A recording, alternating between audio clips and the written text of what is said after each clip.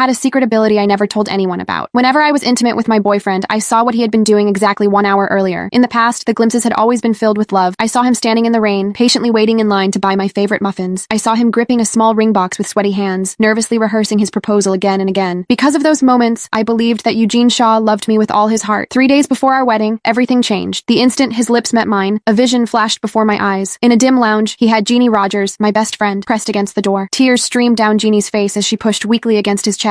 We cannot keep doing this. Melissa paid for my education. She did everything for me. She has been nothing but good to me. If she ever finds out, it will destroy her. Eugene did not answer. He lowered his head and kissed her. His voice sounded rough and unfamiliar. She will never know. And I am marrying her in 3 days. Think of this as one last mistake. The vision vanished as quickly as it appeared. Back in reality, Eugene still held me in his arms. He brushed his hand across my cheek, his eyes warm with affection. Melissa, we are almost married. Are you happy? I looked into his loving eyes and smiled faintly. The love I had seen in those visions had been real. His betrayal had been real as well. After 7 years together, our story ended here. After Eugene spoke, he kissed me again. His lips brushed my cheek with the same tenderness I had trusted for 7 years. But the moment he touched me, another vision flashed before my eyes. Jeannie stood in front of him, her dress wrinkled and her lipstick smeared. She leaned into Eugene's arms with a playful pout. Melissa's so skinny. Do you think she'll even fill out her wedding dress? I went with her to try on the main gown today. It looked empty on her. Eugene chuckled. She is too skinny. Every time I hold her, it feels like I am hugging a bag of bones. Jeannie pretended to frown. How could you say that? Melissa's my best friend. Then she leaned close to his ear. What about me? How do I feel? Eugene said nothing. His hand tightened around her waist. That silence answered everything. Jeannie smiled. Forget it. I'm not stealing you from Melissa. She's waited 7 years for you. It's kind of pathetic. The vision shattered. I was still in Eugene's arms. Nausea rose in my throat and I shoved him away. He stumbled back, startled. Melissa? What's wrong? Before I could answer, the electronic lock beeped. The front door opened. Jeannie walked in wearing a silky spaghetti strap nightgown, smiling as if this were completely normal. Melissa, the shower at my place is broken. Since you live so close, I thought I'd borrow yours. My eyes settled on the thin nightgown. For the first time, I did not pretend not to notice. Jeannie, don't you think it's inappropriate to come to our house dressed like that? Jeannie froze. Her eyes immediately turned red. Before she could say anything, Eugene stepped in front of her. Melissa, Jeannie lived overseas for years. She's used to dressing like this. You're overthinking it. I almost laughed. Of course I knew she had lived overseas. I was the one who paid for her to go. When Jeannie could not afford her first year of tuition, I gave her every cent I had saved for 2 years. At the airport, she hugged me and cried, Melissa, you're the best friend I'll ever have. When I come back, I'll be your maid of honor. Later, Eugene began traveling overseas for work. I was even the one who asked him to look after her. Jeannie's alone there. If you have time, could you check on her? He had ruffled my hair and laughed. You're too kind. At first, he always sent me pictures. He brought her groceries, took her to dinner when she was stressed about her thesis. Later, Eugene appeared more and more often in Jeannie's social media. He carried her luggage, took her to the hospital, stood beside her at graduation. I had felt uncomfortable before, but every time, I reminded myself that one was my boyfriend, and the other was my best friend. They only knew each other because of me. Only now did I understand. Crossing the line had not happened overnight.